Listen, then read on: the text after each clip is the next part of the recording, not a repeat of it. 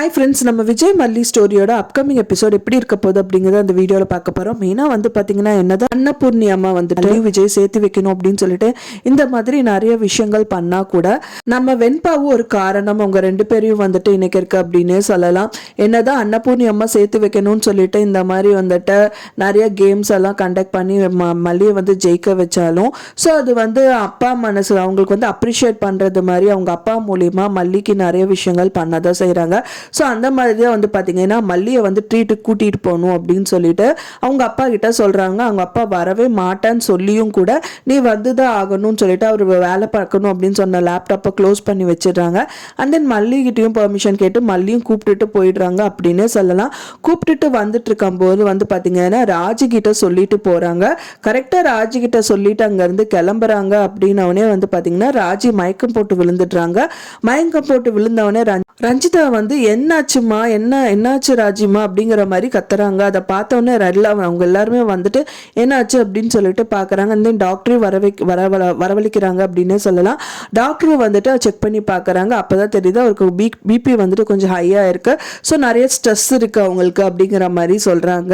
ஸ்ட்ரெஸ்ஸை வந்து ரெடியூஸ் பண்ணுறணும் மெயினாக அப்படின்னு வந்து சொல்கிறாங்க. அதுக்காக நான் டேப்லெட்ஸும் கொடுக்குறேன்.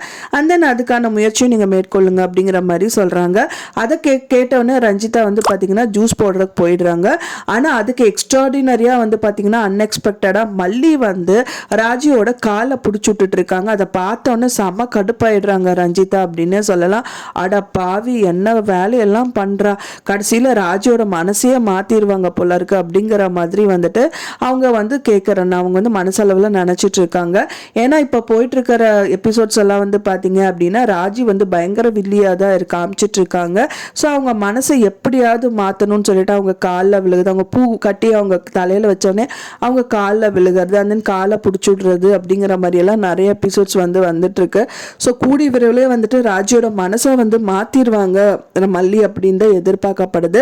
ஏன்னா அவங்க முதல்ல இருந்து சொல்லிட்டு இருப்பாங்க, நான் மனசு வச்சா மட்டும்தான் இவன் வந்து இந்த வீட்டில் வாழ முடியும் அப்படின்னு சொல்லிட்டு. ஸோ அவங்க மனசு மாறணுங்கிறதுக்காக இந்த விஷயங்கள் பண்ணுறதா இருக்கலாம்னு நான் நினைக்கிறேன். ஃப்ரெண்ட்ஸ், நீங்கள் என்ன நினைக்கிறீங்க அப்படின்னு சொல்லிட்டு எனக்கு மறக்காமல் கமெண்ட்ல ஷேர் பண்ணுங்க.